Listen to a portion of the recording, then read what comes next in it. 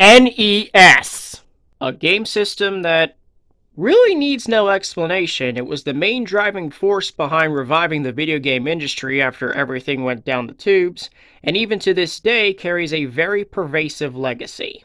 Most people familiar with the system know it as a front-loading machine, which was its primary design. This one here is the NES 101, nicknamed the Top Loader, released in late 1993. Given that nickname because, I don't know, your guess is as good as mine. Of course, this console isn't the real spotlight, but rather the games I have to play on it, to which I start 2024 with 17 games. My collection for the NES has fluctuated over the past couple years, and 2023 saw several of them drop in favor of a rebuilding period. So you'll see a couple holes in sequence as you look through the collection, but I am happy with what I got to start things off. That said, no delays, let's go.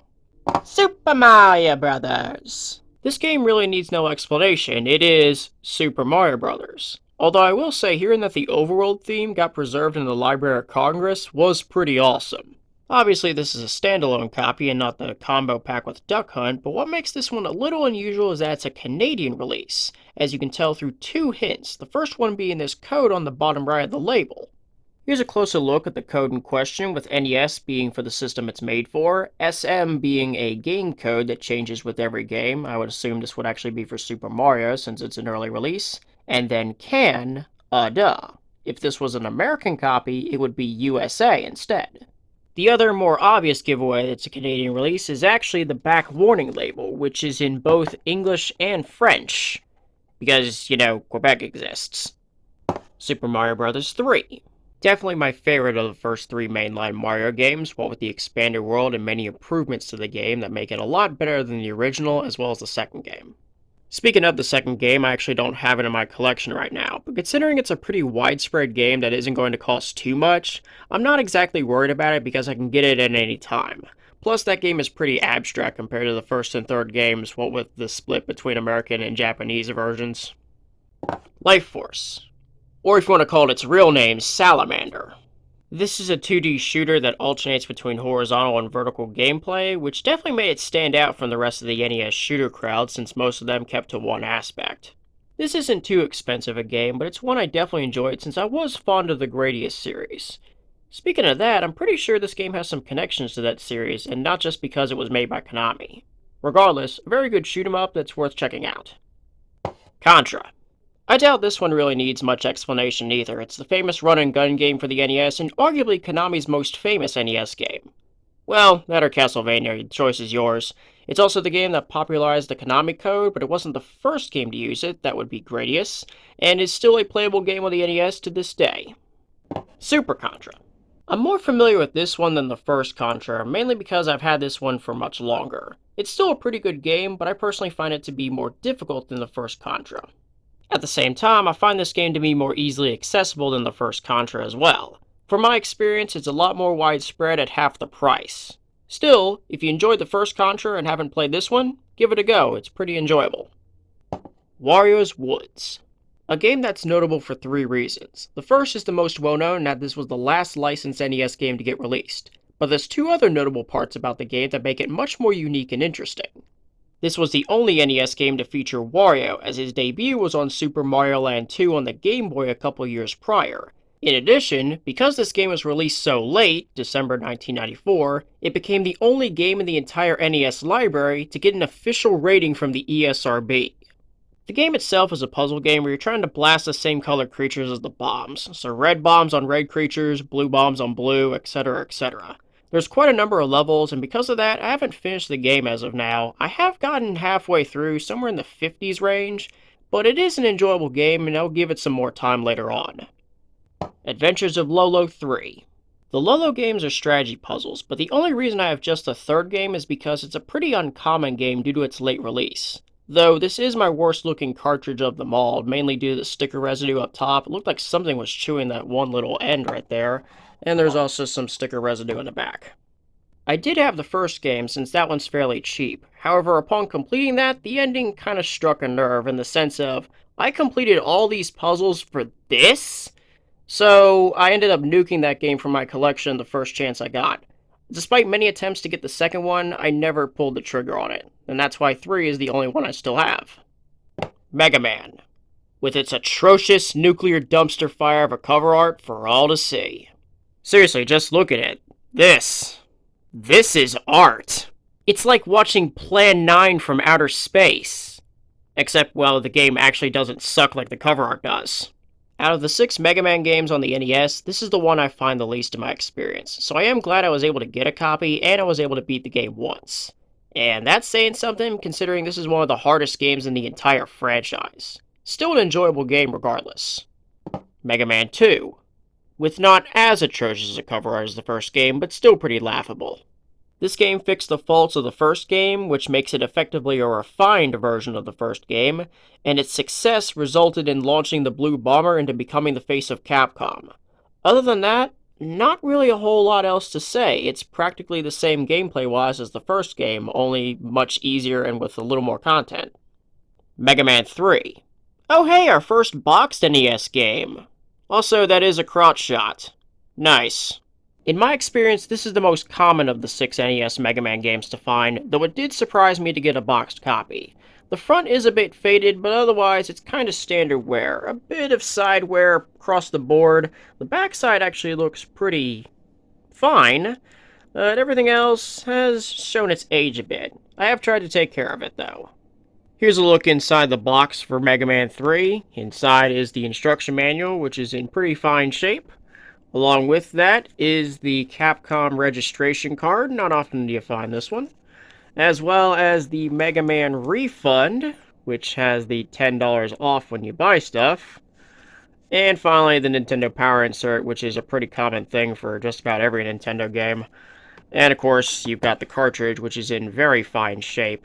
This game really hasn't changed much from the second game, apart from the addition of the sliding mechanic. Of course, new robot masters and all that stuff. Still pretty much the same game as the other 2 games. Mega Man 4. It's the same theme as the last 3 games, just with a new mechanic and 8 new robot masters, in addition to Dr. Wily being Dr. Wily. I mainly got this one just to fill in the gaps, as all I need is Mega Man 5 and 6 to finish the entire group. Dragon Warrior 2. I had the first Dragon Warrior, but I traded it off last September. Not that it makes much difference because that game is so cheap and widespread it's not even funny, but the other Dragon Warrior games are a bit of a different story. I mainly got this game because I was just starting to get into the Dragon Quest games, and while I had some heavy bumps in the road at times, I did enjoy my time as I played and beat this game. Matter of fact, I actually did play this game for the channel last year. If you're interested in looking at my entire playthrough, I'll have a link to the playlist in the description. Dragon Warrior 4. Believe it or not, this was my first entry into the Dragon Quest series, though sadly I never got to finish it. I ended up in Chapter 2, got stuck somewhere, and though I tried multiple times to come back, it just never worked out. Though, since I completed the first 2 Dragon Warriors, this will get its due soon enough.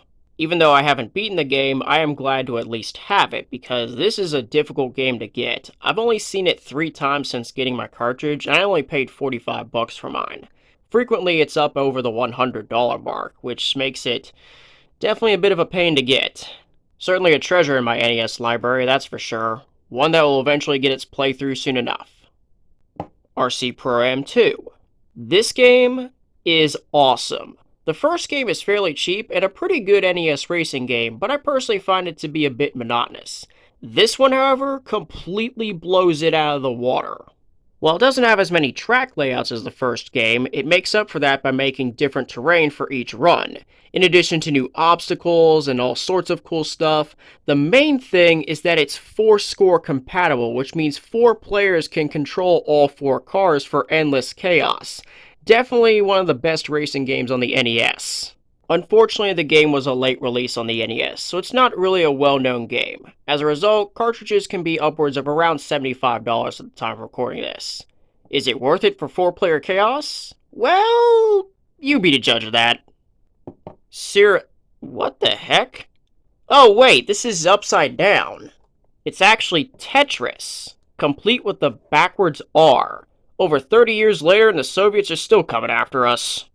Obviously, this is my sole unlicensed NES game, which is justified because not only is it one of the few good unlicensed games, it's one of the few examples where the unlicensed one is better than the licensed Nintendo release. I would consider this my rarest NES game because this game is known for its story involving the legal battles involving who deserved to have the rights to make Tetris.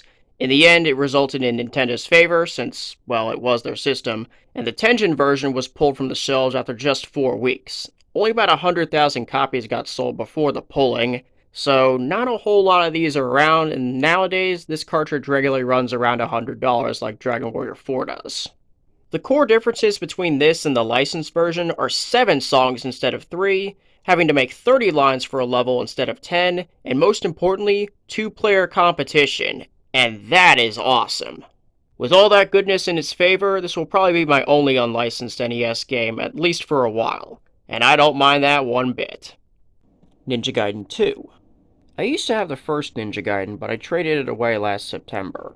Not that it makes much difference, it's a cheap and fairly easy game to get anyway. The second game, complete in this box, is actually pretty nice. It's one of the better looking NES boxes I've seen.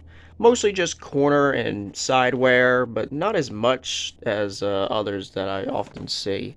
So it is a really clean looking copy, and that's pretty awesome. Inside the box is pretty bare bones, with the manual right here being in really good shape, aside from the back page being kind of scratched up, as you can kind of see from the bottom right there. And of course the cartridge, which is in excellent condition. Overall, this is a very good looking copy of the game that I certainly wanted to keep. Of course, I have actually completed this game. I personally find this to be the easiest one of the trilogy. Hard to beat? Not hard enough to me. Batman Return of the Joker. This game has one of the weirder stories in my collection, as when I first found this copy, it didn't actually have Batman Return of the Joker. It was instead the first Batman game with its instruction manual, in a Batman Return of the Joker box. How does that even make sense? Despite that, I would buy this copy on the prospect that I would eventually find a cartridge to pair with this box. Though at the time I knew it was a hard game and I had personally not seen it at that time. However, I did have some incentive due to having the harder to find box. A box that's actually in pretty good shape. You can't really see the wear on it because of the yellow, but it is a really good looking one that certainly had its care as a placeholder for the first Batman. It would take a few years, but I eventually found a cartridge in October 2020 with this beauty right here. Fairly clean looking one, and sadly no manual, but that's to be expected for a game that was just absolutely hard to find as this one was. I was lucky I even had a box to begin with. Eventually I traded away that first Batman with the instruction manual, but it's a game I'll probably get back anyway because I'd like to pair it with Return of the Joker. While this game isn't as good as the first game, it's still excellent compared to most other licensed games, and I'd definitely say it's worth a look if you like that first Batman game. And that's all I have to say and show regarding my NES collection. If you liked what you saw, feel free to drop a like. If you're interested in seeing how I rebuild my NES collection, feel free to hit that subscribe button. But other than that, I want to thank you for watching, hope you enjoyed, and I'll see you next time.